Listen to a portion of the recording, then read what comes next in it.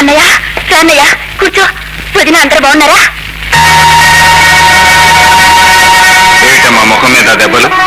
దెబ్బ అదే అదేం లేదన్నయ్య. పోపు డబ్బా తీసుకుంటే గోడ కొట్టుకున్నాను అంతే అన్నయ్య. నీ వెళ్ళి కాఫీ తీసుకొస్తాను ఉండన్నయ్య. వద్దమ్మా, అవతల నాకు అర్జెంట్ పని ఉంది. సురేష్ ఎక్కడ? ఇంట్లో సరుకులు తేవడానికి బజార్కి వెళ్ళారు. అలాగా, ఈ డబ్బు ఉంచుకో.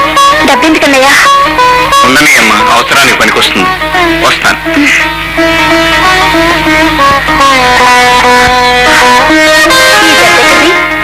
వాళ్ళన్న ఇచ్చారట, పెట్లో దాచుకుంటే పట్టేశా. చేప గాలానికి చిక్కుకున్నట్టే. ఇక మన ప్లాన్ సాగిద్దాం. పిలువు. సుధా, ఏ సుధా, ఏమిటి? మీ అన్నయ్యకి ఫోన్ చేసి అర్జెంట్గా 5 లక్షలు కావాలని చెప్పు. ఎందుకు? నీ పొందకి వ్యాపారం కోసం చెప్పు. ఏమిటి వ్యాపారం? ఆ తగిడి నువ్వు కలిసి తమిళనాడేగా. నీ ఫోన్ చేయను. ఎందుకు అనవసరంగా మొరాయించి ఒళ్ళు ఊని చేసుకుంటావు? పొద్దుగా ఫోన్ చేయి పాప. చేయను. చెయ్యకపోతే నిజంగా ఈ రోజు నీ ప్రాణం తీస్తానే. నా ప్రాణం నువ్వు తీసేస్తాను. ఆ పదార్థాల ప్రాణం నేనే తీస్తాను.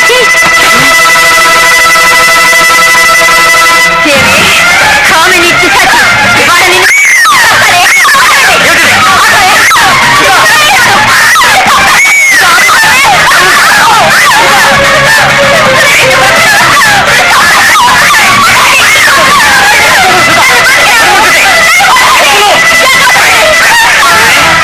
కామిని చంపుతావా? ఈ రోజు నీ ప్రాణం తోడలే.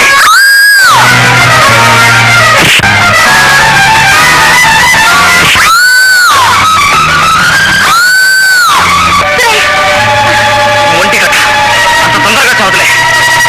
పోదాం పోదాం.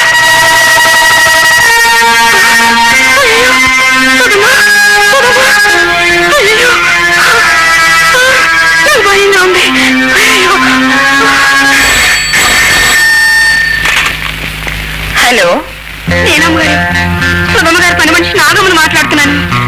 ఏం జరిగిందో వివరంగా చెప్పు. ఎక్కడి నుంచి శోభా ఫోన్? సుధా ఇంటి దగ్గర నుంచండి. ఇది ఫోన్ ఇలాగ నేను మాట్లాడతాను. మాట్లాడుతుంది సుధా కదండి, వాళ్ళ పని మనిషి. నువ్వు చెప్పు నాగమ్మా. సురేష్ గారు, సుధమ్మ గారిని చితక బాధేశారు అమ్మగారు. ఇప్పుడు సుధ ఎలా ఉంది? ఆమెను చూస్తుంటే నా కడుపు చెరువైపోతుంది అమ్మగారు. సరే, ఏమిటి శోభా, సుతకేమైంది? అవన్నీ ఆడవాళ్ళ విషయాలు. రాణి, రాణి. అక్కయ్య, రాజా, నువ్వు ఒకసారి సుధ ఇంటికి రావాలి. ఇంతకీ ఏం జరిగింది? భార్యాభర్తలు ఏదో కీచులాడుకున్నారట. పని మనిషి ఫోన్ చేసి చెప్పింది. ప్రేమించి పెళ్లి చేసుకున్న వాళ్ళు వాళ్ళకి అప్పుడే తగాదాలేమిటి? అతనికి పెళ్లికి ముందు వేరే ప్రియురాలు అంటుంది. దాని సరాసరి ఇంటికి తీసుకొచ్చాడట. అంత పని చేశాడా? సుధ ఎదురు తిరిగి కొట్టాడట. సుధను కొట్టాడా?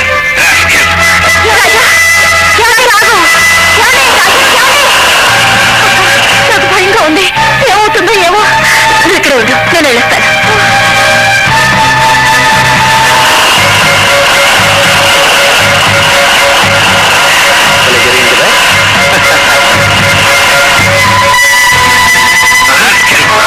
పెళ్లి అయ్యేదాకా నక్కలని నటించి ఇప్పుడు నా చెల్లెల్ని కొడతావరా? నీకు తోడు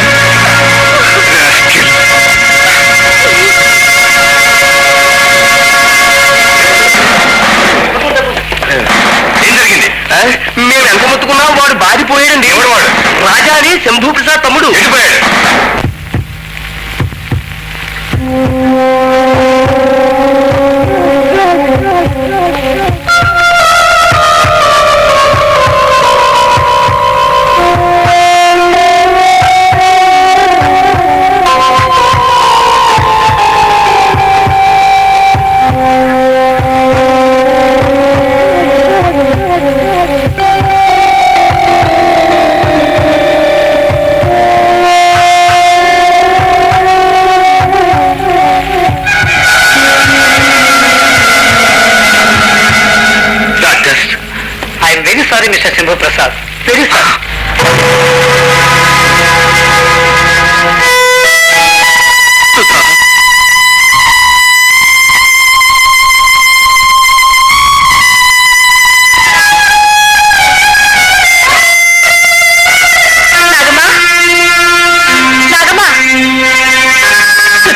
ఇప్పుడే పెద్దబాబు గారు వచ్చి హాస్పిటల్ తీసుకెళ్లారమ్మా. పెద్దబాబు గారు ఇక్కడికి వచ్చారా? అవునమ్మా. రాజా, తొందరగా హాస్పిటల్ వెళ్దాం. ఏంటి ఇన్స్పెక్టర్? మిస్టర్ రాజా, ఎవరు అండర్ అరెస్ట్. ఎందుకు? మీ బావమతి సురేష్ ను కొట్టి చంపినందుకు. సురేష్ ని రాజా చంపలేదు, దానికి నేను సాక్ష్యం. సారీ మేడం, రాజా చంపినట్టు సాక్ష్యాలు ఉన్నాయి. Come on Raja.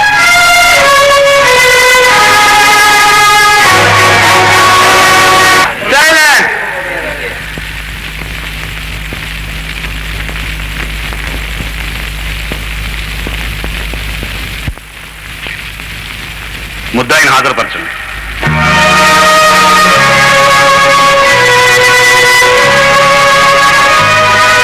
You can proceed mister prosecutor. Thank you your honour. Mister Raja, సురేష్ను చంపాలనే ఉద్దేశం నీకు ఎందుకు కలిగింది? సురేష్ నేను చంపలేదు. కొట్టావు, చచ్చే వరకు కొట్టావు. నేను కొట్టినప్పుడు ఆ నీచుడు చావలేదు. యువర్ ఆనర్, సురేష్ చనిపోయిన తర్వాత కూడా ముద్దాయికి అతని ఎంత కోపం ఉందంటే బతికుండగా ఎంత కసి ఉండేదో అర్థమవుతుంది.